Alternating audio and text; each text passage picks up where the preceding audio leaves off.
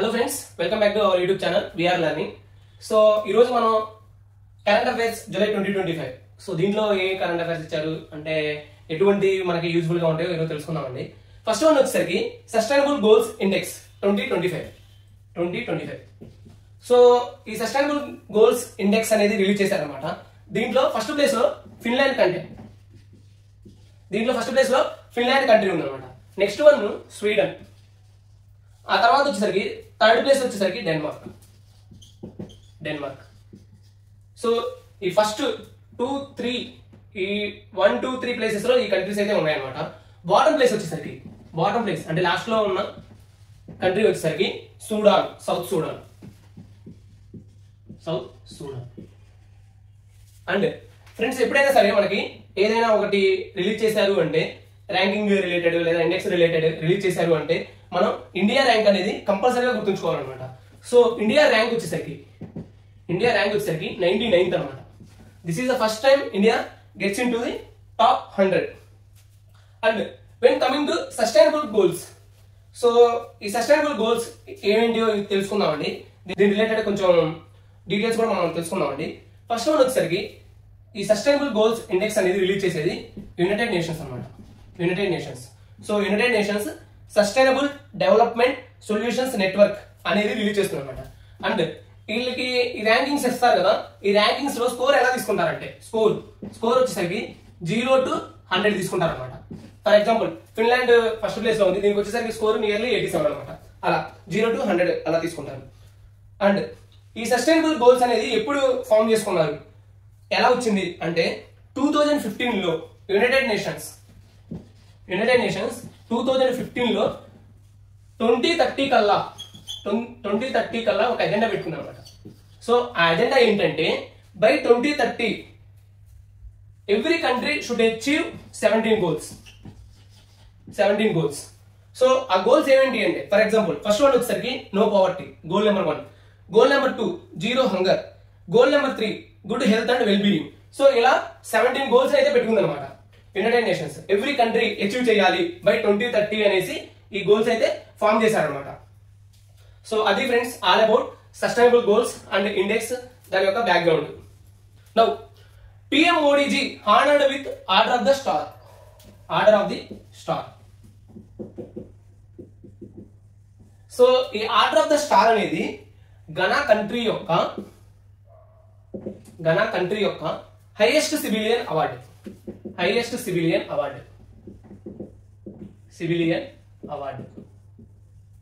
So ఇది చాలా important అనమాట. ఎందుకంటే ఇప్పుడు లైక్ మనకి భారతరత్న ఎలానో ఘనా కంట్రీకి highest civilian award order of the star.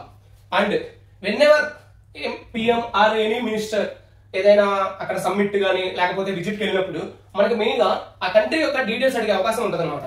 ఇది కాంపిటేటివ్ ఎగ్జామ్స్ లో. ఫర్ ఎగ్జాంపుల్ మనం ఏమడగచ్చు అంటే ఘనా యొక్క క్యాపిటల్ అడగచ్చు. సో ఘనా క్యాపిటల్ వచ్చేసరికి ఎక్రా. అండ్ కరెన్సీ కూడా అడిగే ఛాన్స్ ఉంది. సో ఈ కరెన్సీ వచ్చేసరికి గనేనియన్ సేడి.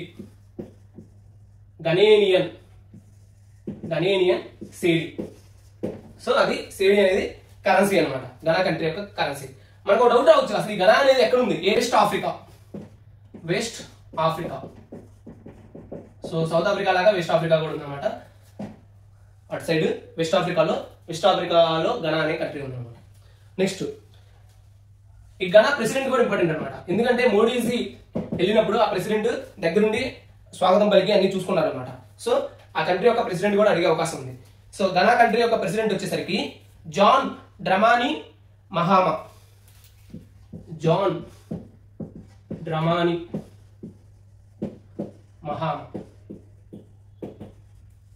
సో ఇది ఫ్రెండ్స్, ఎప్పుడైనా మోడీజీ గారు లేదా మినిస్టర్ ఏదైనా కంట్రీని విజిట్ చేసినప్పుడు ఇవనేది మనం గుర్తుపెట్టుకోవాలన్నమాట ఎప్పుడు కూడా.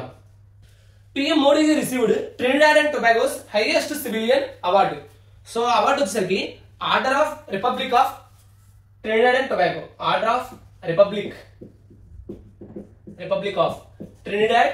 Tobago. So Trinidad and Tobago highest civilian award అయితే మోడీజీ గారికి ఇచ్చారనమాట ఆయన విజిట్కి వెళ్ళినప్పుడు. సో ఇక్కడ same friends, Trinidad and Tobago TNT అన్నామండి. ట్రినిడాడ్ అండ్ టొబాగో క్యాపిటల్ వచ్చేసరికి port of Spain, port of Spain. Next currency వచ్చేసరికి Trinidad and Tobago dollar, TNT dollar, TNT dollar. ఇక్కడ మోడీజీ గారు విజిట్ చేసినప్పుడు ఏం చేశారంటే holy water of Mahakumbh and replica of Ram Mandir ని ఆయనకి ప్రజెంట్ చేశారన్నమాట. ఎవరు ప్రజెంట్ చేశారు? PM of Trinidad and Tobago. ఆ పిఎం ఎవరయ్యా అంటే prime minister of Trinidad and Tobago is Kamla Persad Bissessar sir. Kamla Persad Bissessar sir. So ఇక్కడ ఈ కమలా ప్రసాద్ బైసెస్ సార్ అనేది ఇంపార్టెంట్ అనమాట. ఎందుకంటే ఈయనకి ప్రవాసీ భారతీయ సమ్మాన్ అవార్డు అనేది ఇచ్చారనమాట 2025 లో. ప్రవాసీ భారతీయ సమ్మాన్ అవార్డు అనేది ఇచ్చారనమాట 2025.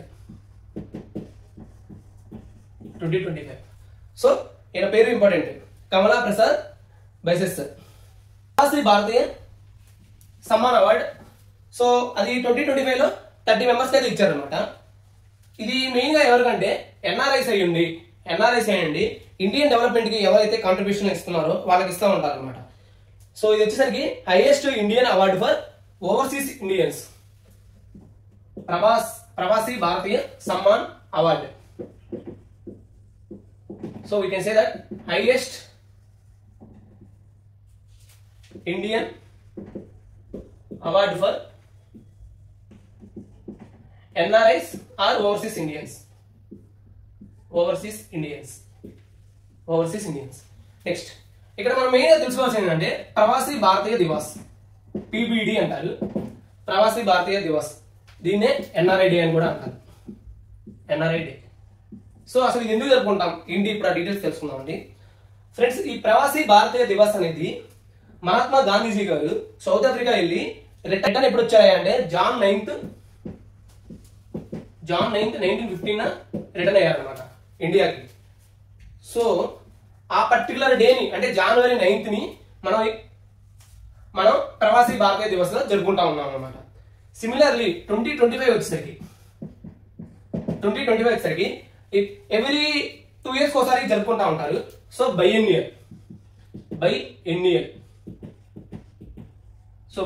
అంటే హ్యాపెనింగ్ వన్స్ 2 years అనమాట. సో ఎవ్రీ 2 years ఒకసారి జరుపుకుంటూ ఉంటారు. ఈ 2025 వచ్చేసరికి 18th ప్రవాసీ భారతీయ దివస్ అనమాట, 18th PBD. సో ఎప్పుడైతే జరుపుకుంటా ఉంటారో అప్పుడు ఎవ్రీ టైం కూడా ఒక వెన్యూ అనేది సెలెక్ట్ చేసుకుంటారు అనమాట. సో 2025 కి వెన్యూ వచ్చేసరికి భువనేశ్వర్. సో ఇది కూడా ఇంపార్టెంట్ అనమాట మనకి. ఇంకా మనం కొంచెం డీప్ గా వెళ్తే ఇది ఎప్పటి నుంచి జరుపుకుంటా ఉంటారు అని అడుగుతూ ఉంటారు అనమాట. సో ఫస్ట్ ఎడిషన్ వచ్చేసరికి జాన్ 9th 2003. దట్ మీన్స్ 2003 నుంచి మనం ప్రవాసీ భారతీయ దివస్ ని జరుపుకుంటూ ఉన్నాము. సో 2025 లో అది 18th Pravasi Bharatiya Divas and venue వచ్చేసరికి భువనేశ్వర్ అనమాట. And this is celebrated biannually, that means happening once 2 years అనమాట. సో 2 years ఒకసారి మనం జరుపుకుంటూ ఉంటాం. సో ఇది ఫ్రెండ్స్ దీని రిలేటెడ్ డీటెయిల్స్ అనమాట. మీరు అడగవచ్చు చాలా మంది ఎందుకు చాలా డీప్ గా వెళ్ళి చెప్తా ఉన్నారు ప్రతి ఒక్కదాన్ని అనేసి. ఫ్రెండ్స్, మనకి ఇప్పుడు SSC ప్యాటర్న్ అనేది కంప్లీట్ గా చేంజ్ చేశారనమాట. సో మన జీకే క్వశ్చన్స్ ఎలా అడుగుతాడంటే కింద స్టేట్మెంట్ టైప్స్ ఇస్తారనమాట. సో వాటిల్లో ఇవి ఖచ్చితంగా ఉపయోగపడతాయి. And this is very new pattern. ఈ ప్యాటర్న్ ఎలా ఉంటుందో కూడా చెప్పడం ఇప్పుడే కష్టం, ఎందుకంటే వెండర్ చేంజ్ అయ్యారు. So this kind of reading and this kind of study is very helpful for you, and that's why I'm going in to the deep. Namibia.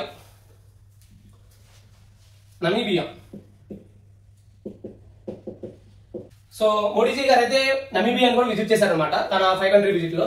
So ఈ నమీబియా అనేది ఆఫ్రికన్ కాంటినెంట్ లో south west side ఉందన్నమాట. And PM Modiji received Namibian top civilian honour. ఆ honour ఏంటంటే అంటే order of the most ancient Welwitschia mirabilis. So కొంచెం పలకడానికి కష్టంగా ఉండొచ్చు, బట్ ఇది మనకి ఎగ్జామ్స్ అడిగే అవకాశం ఉందన్నమాట. Order of the most ancient Welwitschia mirabilis. So ఈ వెల్విషియా మిరాబిలిస్ అనేది ఒక రేర్ డెజర్ట్ ప్లాంట్ అనమాట. ఆ ప్లాంట్ మీద వాళ్ళు ఈ అవార్డు అనేది పెట్టుకున్నారు అనమాట నమీబియన్స్. అండ్ ఆ ప్లాంట్ యొక్క ఒక యూనిక్నెస్ ఏంటంటే దాని నుంచి 2 leaves మాత్రమే వస్తాయి అనమాట. సో అదొక uniqueness.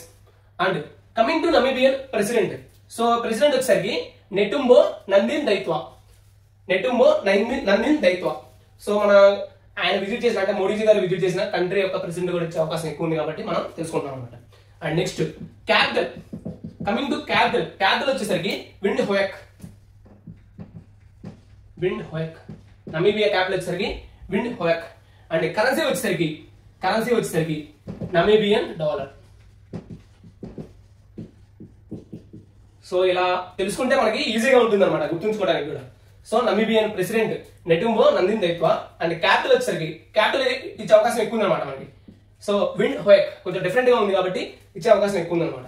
Coming to this award, ఈ అవార్డు యొక్క ప్రత్యేకత ఏంటంటే మనం ఆల్రెడీ చెప్పుకున్నాం.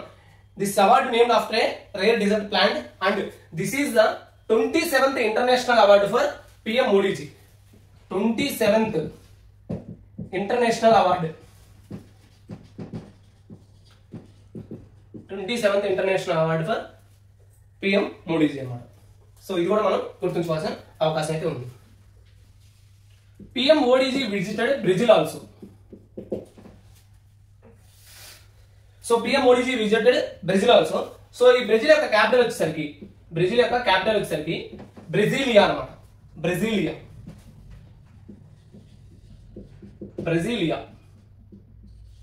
అండ్ ఇక్కడ బ్రెజిల్కి ఒక ప్రత్యేకత ఉందన్నమాట. ఈ బ్రెజిల్ యొక్క అఫీషియల్ లాంగ్వేజ్ వచ్చేసరికి, చాలా మందికి ఇది తెలియకపోవచ్చు, బ్రెజిల్ యొక్క అఫీషియల్ లాంగ్వేజ్ వచ్చేసరికి పోర్చుగీస్.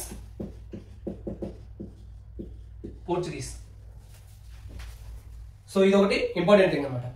అండ్ బ్రెజిల్ ప్రెసిడెంట్ వచ్చేసరికి Luiz Inacio Silva. Luiz Inácio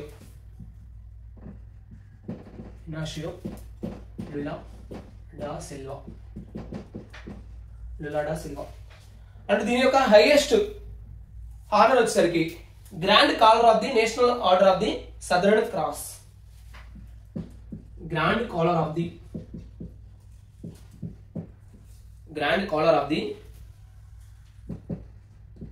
national Order of the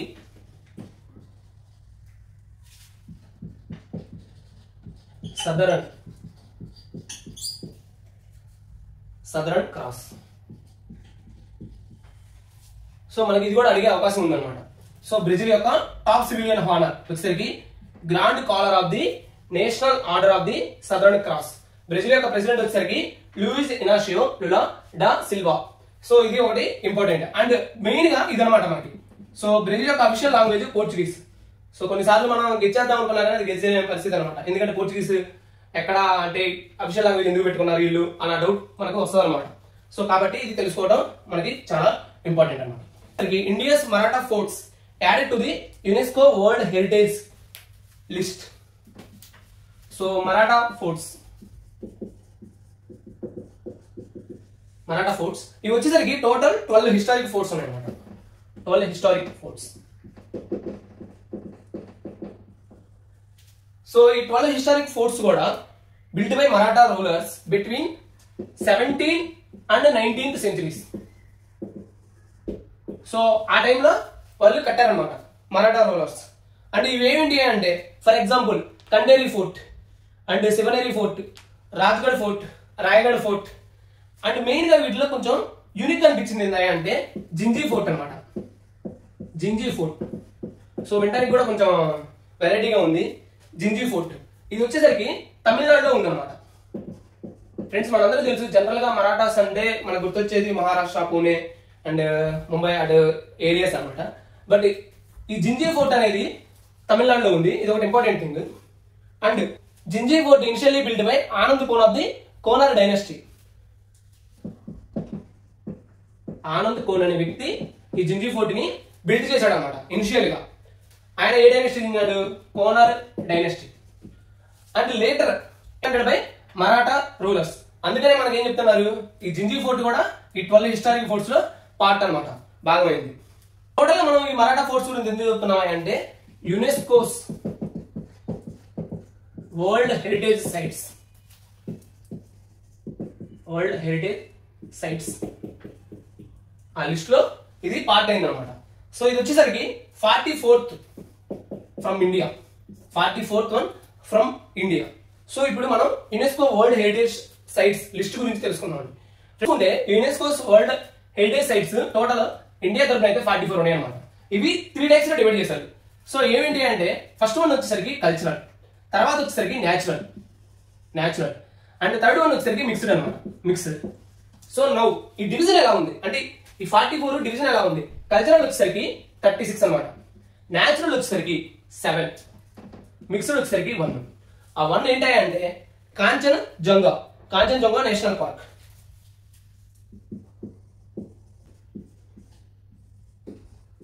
Kanchenjunga national park అనమాట. ఈ కాంచనజంగా నేషనల్ పార్క్ వచ్చేసరికి మిక్స్డ్ లో 2016 లో యాడ్ అయింది అనమాట ఈ సైట్స్ లో, వరల్డ్ హెరిటేజ్ సైట్స్ లో. సో టోటల్ అయితే ఇప్పటి వరకు 44 అయినాయి ఫ్రెండ్స్. 36, 7, 1, 44 అనమాట. ఇలా కల్చరల్ లిస్ట్ లో లేదా నేచురల్ లిస్ట్ మిక్స్డ్ లిస్ట్ లో యాడ్ చేయడం వల్ల మనకి అడ్వాంటేజ్ ఏంటనేసి, సో వాటిని ప్రొటెక్ట్ చేస్తారనమాట.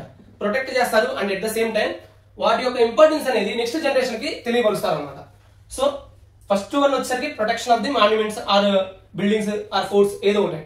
And next to sustain the importance or to pass the importance of the that particular building or fort ఏదైతే ఉందో అది టు ద నెక్స్ట్ జనరేషన్స్ అనమాట. UNESCO United Nations Educational, Scientific and Cultural Organization. So UNESCO యొక్క full form United Nations Educational, Scientific and Cultural Organization. So ఇది వచ్చేసరికి ఈ UNESCO వచ్చేసరికి 16th November 1945 London లో ఎస్టాబ్లిష్ అయింది. లేటర్ హెడ్ క్వార్టర్స్ వచ్చేసరికి దీని యొక్క హెడ్ క్వార్టర్స్ యునెస్కో ప్యారిస్ అనమాట. యునెస్కో యొక్క హెడ్ క్వార్టర్స్ ప్యారిస్ అంటే ఫ్రాన్స్ లో ఉంది. సో యునెస్కో రిలేటెడ్ క్వశ్చన్స్ కూడా మనకు అడిగే అవకాశం ఉంది. ఎలా అడుగుతారంటే UNESCO established in which year, లేదా యునెస్కో హెడ్ క్వార్టర్స్, లేదా దాని ఫుల్ ఫామ్ అలా అడిగే అవకాశం ఉంది అనమాట. సో దాన్ని కూడా మనం ఇప్పుడు కవర్ చేసాం అనమాట. పిఎం మోడీ ఇది honoured with key to the city of Buenos Aires.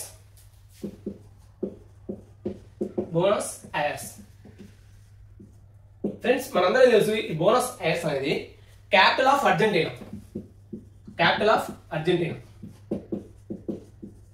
So Argentina అనగానే మనకి ఎక్కువగా ఫుట్బాల్ మెస్సీ వీళ్ళందరూ గుర్తొస్తూ ఉంటారు అనమాట.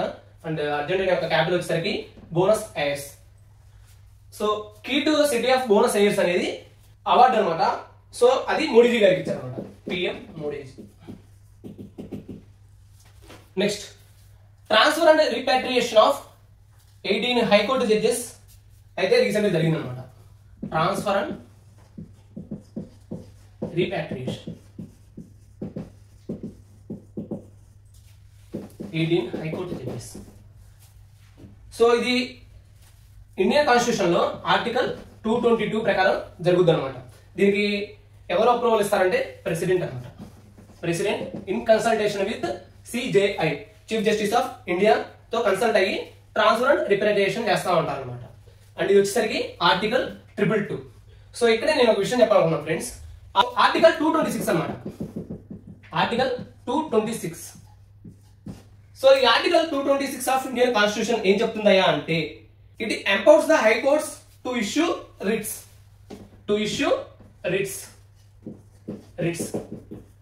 సో ఇప్పుడు ఈ రిట్స్ ఏంటి, దాని యొక్క ఇంపార్టెన్స్ ఏంటి తెలుసుకుందాం ఫ్రెండ్స్.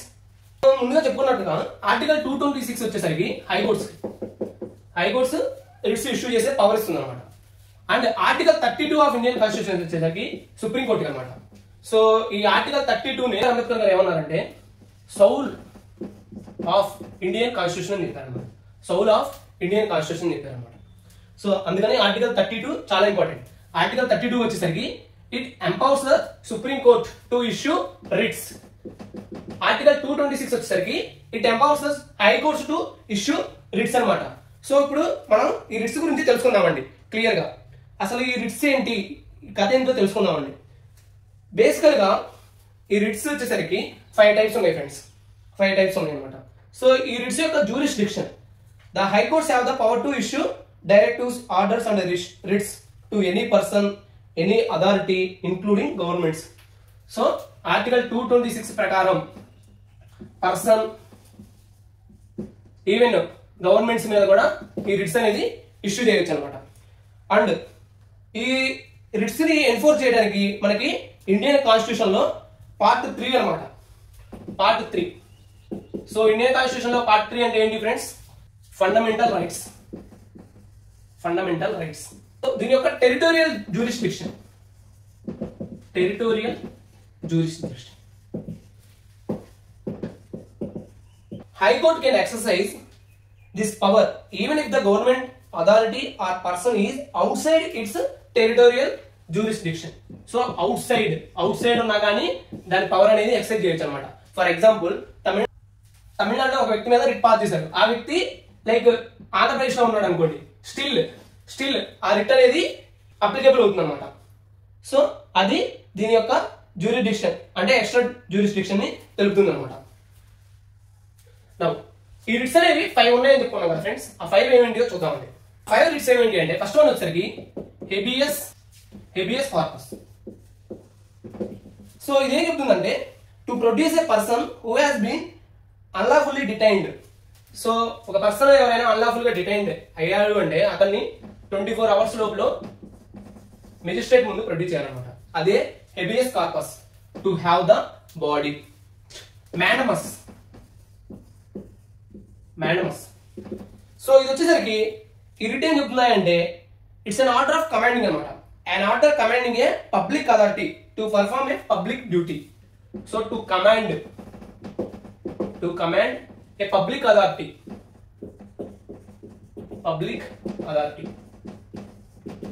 Friends, ఈ రిట్స్ అనేవి ఈ 5 రిట్స్ కూడా supreme court as well as high courts కి బోత్ రెండింటికి కూడా సేమ్ అనమాట. నెక్స్ట్ వన్ వచ్చేసరికి ప్రొహిబిషన్. సో ఈ ప్రొహిబిషన్ ఏం చెప్తుందంటే an order to prevent a lower court or tribunal from exceeding its jurisdiction. An order to prevent lower courts from exceeding వాళ్ళ jurisdiction దాటి వాళ్ళు ఏమన్నా వెళ్తే, ఫర్ ఎగ్జాంపుల్ లోవర్ కోర్ట్ అంటే డిస్ట్రిక్ట్ మెజిస్ట్రేట్ కోర్ట్స్ అవి ఏమన్నా వాళ్ళ జ్యూరిస్డిక్షన్ దాటి ఏమన్నా రూలింగ్ ఇచ్చాయనుకోండి, దాన్ని ఈ ప్రొహిబిషన్ అనేది రిమూవ్ చేస్తుంది అనమాట. క్యూ వారెంటో. సో ఇదేం చెప్తుందంటే an order challenging the legality of a person's claim to a public office. For example మనం ఏదైనా గవర్నమెంట్ ఆఫీస్లోకి వెళ్ళి మనం డైరెక్ట్ గా అలా కూర్చోవచ్చా? లైక్ అక్కడ గవర్నమెంట్ అఫీషియల్ ఎవరో ఉన్నారు, వాళ్ళని జస్ట్ వాళ్ళ చైర్లో నుంచి లేపేసి మనం కూర్చోగలమా? లేదనమాట, కూర్చోలేదు. ఎందుకంటే క్యూ వారెంట్ అనేది ఉందన్నమాట. సో ఇదేం చెప్తుందంటే బై వాట్ అథారిటీ. సో నీకేం అథారిటీ ఉందని నువ్వు అక్కడ కూర్చున్నావు అనేది ఇది క్వశ్చన్ చేస్తుంది అనమాట. So an order challenging the legality of a person's claim to a public office. So by what authority అనేది క్వశ్చన్ చేస్తుంది అనమాట. క్యూ వారెంట్ ఇది చాలా ఇంపార్టెంట్ ఫ్రెండ్స్. ఎందుకంటే కొన్నిసార్లు మనం బ్యాంక్స్ వాటిలో పబ్లిక్ తో డీలింగ్ చేసేటప్పుడు చాలా డిఫికల్ట్ గా ఉంటారు అనమాట వాళ్ళు కొంతమంది. సో ఆ పబ్లిక్ జనరల్ గా వాళ్ళు ఇగోకి పోయో లేకపోతే కోపం మీద వచ్చి మనల్ని కొంచెం అంటే గవర్నమెంట్ అఫీషియల్స్ ని ఏదైనా క్రిటిసైజ్ చేయడం లేకపోతే బ్లేమ్ చేయడం లేదా వాళ్ళని పక్కన పెట్టేసి ఆ చైర్లో వాళ్ళు కూర్చోవడం అది చేస్తూ ఉంటారు అనమాట. అప్పుడు ఈ క్యూ వారెంటో రిట్ అనేది చాలా యూజ్ఫుల్ అవుతుంది అనమాట. నెక్స్ట్ వన్ వచ్చేసరికి సెర్షియోరరీ.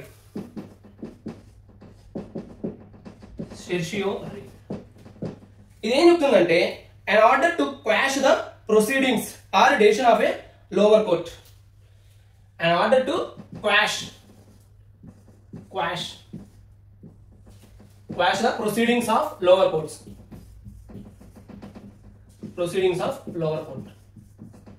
సో మీకు ఇక్కడ ఒక డౌట్ రావచ్చు ఫ్రెండ్స్, ప్రొహిబిషన్ కి సెర్షియోరర్ కి డిఫరెన్స్ ఏంటి? సో ప్రొహిబిషన్ అంటే ఫ్యూచర్ లో ఒకవేళ ఏదైనా అన్లాఫుల్ యాక్ట్ జరగబోతుందేమో అనేసి ప్రివెంట్ చేయడం అన్నమాట. ప్రొహిబిషన్ నథింగ్ బట్ ప్రివెంట్ చేయడం.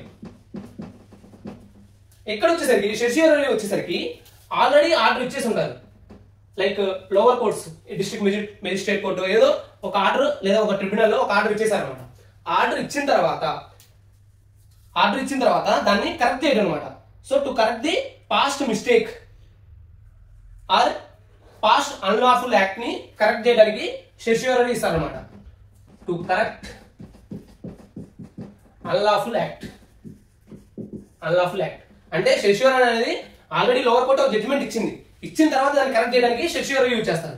అదే ప్రొహిబిషన్ అంటే స్టిల్ ప్రొసీడింగ్స్ అనేవి జరుగుతూ ఉన్నాయి, బట్ స్టిల్ ఏదైనా అన్లాఫుల్ యాక్ట్ జరుగుతుందేమో అనేసి ప్రివెంట్ చేయడానికి ఈ ప్రొహిబిషన్ రిట్ అనేది ఇస్తారనమాట. సో ఇది ఫ్రెండ్స్ టోటల్ 5 రిట్స్. ఇవి చాలా ఇంపార్టెంట్ ఫ్రెండ్స్. ప్రతి ఎగ్జామ్ లో almost a exams any competitive exams if you see you can find this one of them. Our current affairs. Ahmedabad declared cleanest city in Swachh Survekshan. So Swachh Survekshan. So ఈ ranks అయితే every year ఇస్తా ఉన్నారనమాట. When it comes to 2024 to 25 తీసుకున్నప్పుడు Ahmedabad cleanest సిటీగా ఆవిర్భించింది అనమాట.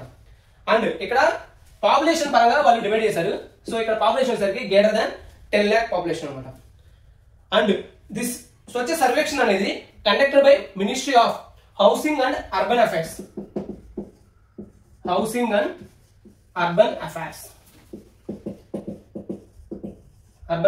వాళ్ళు conduct చేస్తారు అనమాట. అండ్ ఇది under Swachh Bharat machine urban cities కాబట్టి అర్బన్ అనమాట. స్వచ్ఛ సర్వేక్షణ లోనే మనకి కొత్తగా ఒకటి పెట్టారు అనమాట. అదేంటంటే super Swachh league.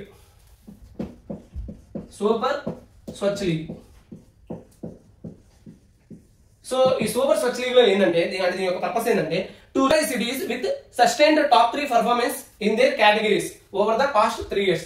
So three past years తీసుకుంటే వాటిలో top performance in their category wise top performance ని సూపర్ స్వచ్ఛ లీగ్ లో పెట్టారన్నమాట. సో వాటిలో ఏ సిటీస్ ఉన్నాయంటే మెయిన్ గా ఇండోర్, నెక్స్ట్ వన్ సూరత్, తర్వాత నావీ ముంబై. సో ఈ 3 కూడా సూపర్ స్వచ్ఛ లీగ్. ఈ సూపర్ స్వచ్ఛ లీగ్ ఏమి లేదు ఫ్రెండ్స్, ప్రీవియస్ 3 years తీసుకుంటే వాటిలో కేటగిరీస్ వైజ్ డివైడ్ చేశారనమాట. లైక్ పాపులేషన్ అంటే 10 lakhs, గ్రేటర్ దాన్ 10 lakhs అయితే ఏంటి, 5 to 10 lakhs అయితే ఏంటి, నెక్స్ట్ 3 to 5 lakhs అయితే పాపులేషన్ ఉంటే అలా డివైడ్ చేశారనమాట. వాటిలో టాప్ పర్ఫార్మర్స్ గా 3 years కంటిన్యూస్ గా సస్టైన్ అయిన సిటీస్ ని తీసుకున్నారనమాట. వాటిలో ఇండోర్, సూరత్, నేవీ ముంబై ఈ 3 టాప్ ప్లేసెస్ లో ఉన్నాయన్నమాట.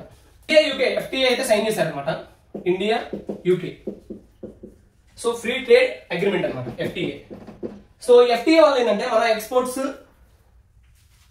అండ్ బైలేటరల్ ట్రేడ్ అయితే ఇంక్రీజ్ అవుతుంది అనేసి చెప్తా ఉన్నారనమాట. ఇది ఎప్పుడైనా అంటే జూలై 24, 2025 ఆ అగ్రిమెంట్ అనేది కుదుర్చుకున్నారనమాట. So PM Modi garu, Indian PM Modiji and UK PM Keir Starmer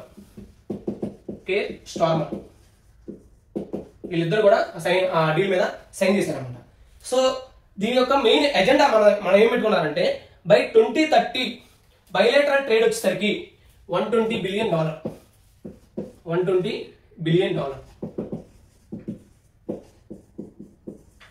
గా మనం ఎజెండా పెట్టుకున్నాం అనమాట. అండ్ ఈ ఇండియా యూకే FTA వల్ల మనకి అంటే బ్రిటిష్ ఆర్ ఇంగ్లాండ్ నుంచి వచ్చేటువంటి luxury cars, chocolates, cosmetics and personal use and even scotch, whisky and gin ఇవనేవి వాటి యొక్క కాస్ట్ అనేది రెడ్యూస్ అవుతుంది అనమాట. అది ఫ్రెండ్స్ ఇండియా యూకే FTA వల్ల benefit. Now Divya Deshmukh creates history by winning FIDE women's chess world cup 2025. Divya Deshmukh. So final కి 2 Indians వచ్చారనమాట, Indian women.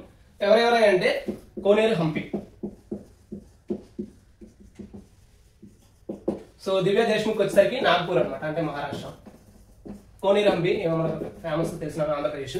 So Divya Deshmukh అయితే గెలిచింది అనమాట. అండ్ ఇది వచ్చేసరికి FIDE women's chess world cup. Friends ఈ FIDE women's chess world cup అనేది జార్జియాలో జరిగింది అనమాట. సో చాలా తక్కువ మంది తెలిసి ఉంటుంది ఇది ఏ కంట్రీలో జరిగింది అనేది. జార్జియాలో జరిగింది అనమాట. And the winner is Divya Deshmukh అనమాట. So she became the first Indian women to win. So and she also became the grandmaster from females అనమాట. She is the India's 4th female grandmaster and 88th grandmaster overall from India. That means India నుంచి 4 members women ఉంటే 84 members men ఉన్నారనమాట. So ఈ gender inequality అనేది తగ్గుతూ వస్తుంది అనమాట. And she has done excellent job to win the chess world cup. ఇక్కడ మనకు క్వశ్చన్ అడగచ్చు, ఇండియా నుంచి ఫస్ట్ ఫీమేల్ గ్రాండ్ మాస్టర్ ఎవరైనా అని. She is none other than Koneru Humpy అనమాట. కోనేరు హంపి. సో ఇది మనకు ఒక ఇంపార్టెంట్ థింగ్ అనమాట. Koneru Humpy. She became the first female grandmaster from India. Koneru Humpy. Friends, మనం ఈ చెస్ లో మనకి ర్యాంకింగ్స్ అయితే ఇస్తారనమాట. సో ఈ ఆర్డర్ ఎలా ఉంటుందో ఇప్పుడైతే చూద్దామండి. అంటే చాలా తక్కువ మందికి తెలుసు ఇది. ఫస్ట్ వన్ వచ్చేసరికి candidate master. Candidate master. Next one వచ్చేసరికి ఫిడే మాస్టర్. నెక్స్ట్ వన్ వచ్చేసరికి ఇంటర్నేషనల్ మాస్టర్. International master. ఆ తర్వాత వచ్చేసరికి మనకి గ్రాండ్ మాస్టర్. Grand master. ఇది మెన్. అలానే ఉమెన్కి వచ్చేసరికి కూడా సేమ్ ఇదే ఆర్డర్ అయితే ఫాలో అవుతారు అనమాట. అంటే women candidate master WCM, women FIDE master WFM, women international master WIM, women grandmaster WGM. So ఇవే ఫాలో అవుతారు అనమాట మెన్ కి ఉమెన్ కి. కానీ ఇక్కడ ఇచ్చే ర్యాంకింగ్స్ అంటే ఫిడే ఎలో రేటింగ్ ఇస్తుంది అనమాట. ఆ ఎలో రేటింగ్ వచ్చేసరికి ఆ రేటింగ్ ని బట్టి వీళ్ళు అనే వాళ్ళు చేంజ్ అవుతారు అనమాట. సో అది ఎలానో ఇప్పుడు చూద్దామండి ఫ్రెండ్స్. అది మీకు క్లియర్ కట్ గా చెప్తాను. ఎందుకంటే ఈ ర్యాంకింగ్ అనేది మనకి చాలా ఇంపార్టెంట్ అనమాట. కొన్నిసార్లు రీజనింగ్ లో ఇచ్చే అవకాశం ఉంది, at the same time general awareness లో ఇచ్చే అవకాశం కూడా ఉందన్నమాట. సో దీని యొక్క డీటెయిల్స్ అయితే చూద్దామండి. ఇది వచ్చేసరికి ఫిడే ఎలో రేటింగ్ అనమాట. ఫిడే ఎలో రేటింగ్. సో మన క్రికెట్ లో ర్యాంకింగ్ వైజ్ చూసుకుంటారు కదా, ఆ ర్యాంకింగ్ రావాలంటే పాయింట్స్ ఇస్తారు. సో అలానే ఇక్కడ ఎలో రేటింగ్ అనమాట. దీనికి వచ్చేసరికి ఈ ఎలో రేటింగ్ ఎలా ఉంటుందో చూద్దామండి. Women candidate master. ఈ ఉమెన్ క్యాండిడేట్ మాస్టర్ కి 2000 ఎలో రేటింగ్ ఉంటే మనకి WCM ఉమెన్ క్యాండిడేట్ మాస్టర్, ఇది ఓన్లీ ఫర్ ఉమెన్ అనమాట. సిమిలర్లీ ఉమెన్ ఫిడే మాస్టర్ 2100 ఎలో రేటింగ్ ఉంటే ఉమెన్ ఫిడే మాస్టర్ ఇస్తారనమాట. అండ్ క్యాండిడేట్ మాస్టర్ 2200 ఉంటే క్యాండిడేట్ మాస్టర్ ఇస్తారు. సిమిలర్లీ ఉమెన్ ఇంటర్నేషనల్ మాస్టర్ 2200 ఇంత రేటింగ్ కనుక ఉమెన్ కుంటే ఉమెన్ ఇంటర్నేషనల్ మాస్టర్ రేటింగ్ ఇస్తారు అనమాట. అండ్ ఫిడే మాస్టర్ 2300 అనమాట. ఇది జనరల్ గా అందరికి ఇచ్చేది అనమాట, అందుకే ఉమెన్ రాలేదు. నెక్స్ట్ WGM అంటే ఉమెన్ గ్రాండ్ మాస్టర్ 2300 రేటింగ్ కనుక ఉంటే ఉమెన్ గ్రాండ్ మాస్టర్ ఇస్తారు అనమాట. అండ్ ఇంటర్నేషనల్ మాస్టర్ ఇది జనరల్ ఇంటర్నేషనల్ మాస్టర్ అనమాట. 2400 రేటింగ్ ఉండాలి. దట్ మీన్స్ ఇక్కడ W అనేది లేకపోతే అది men and women both combined అనమాట. సో మెన్ లో ఇంటర్నేషనల్ మాస్టర్ రావాలంటే 2400 రావాలి. అలానే గ్రాండ్ మాస్టర్, ఈ గ్రాండ్ మాస్టర్ రేటింగ్ కావాలంటే 2500 అనమాట. So Divya Deshmukh 2500 Elo rating సంపాదించింది, అందుకని ఆమె గ్రాండ్ మాస్టర్ అయింది అనమాట. This is very important thing అనమాట. And coming to FIDE, Federation Internationale des ఎస్ఎస్. ఇది వచ్చేసరికి ఈ ఫిడే అనేది ఇంటర్నేషనల్ ఎస్ఎస్. జనరల్ గా మనం చెప్పుకునేది అంటే international chess federation or world chess federation అని చెప్తారు. దీని హెడ్ క్వార్టర్స్ వచ్చేసరికి లుసానే. ఇది ఎక్కడ అంటే స్విట్జర్లాండ్ లో ఉంది అనమాట. స్విట్జర్లాండ్ లో ఉంది. నౌ కమింగ్ టు ఇండియా తరపున ఫస్ట్ గ్రాండ్ మాస్టర్ ఎవరయ్యారా అంటే విశ్వనాథన్ ఆనంద్. సో ఆయన 5 టైమ్ ఛాంపియన్ కూడా Viswanathan Anand. He became first grandmaster from India in 1988. Now coming to women grandmaster ఎవరయ్యారా అంటే ఎస్ విజయలక్ష్మి.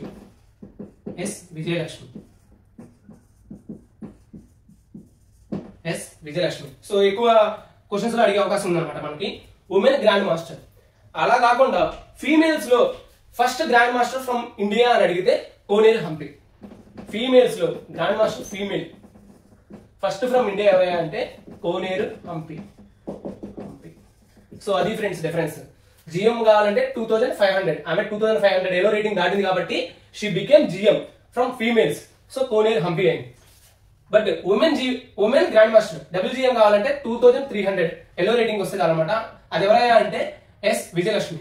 సో మనకి ఇచ్చిన క్వశ్చన్ ని క్లారిటీగా చూడాలి. మనం గ్రాండ్ మాస్టర్ ఫీమేల్ అడిగాడా లేదా ఉమెన్ గ్రాండ్ మాస్టర్ అడిగాడా? ఫస్ట్ ఉమెన్ గ్రాండ్ మాస్టర్ వచ్చేసరికి ఎస్ విజయలక్ష్మి. అలా కాకుండా first grandmaster in female from India అని అడిగితే కోనేరు హంపి అని పెట్టాలి. అది ఫ్రెండ్స్ డిఫరెన్స్. సో ఇది తెలుసుకోవడం వల్ల మనకి చాలా యూజ్ అవుతుంది అనమాట.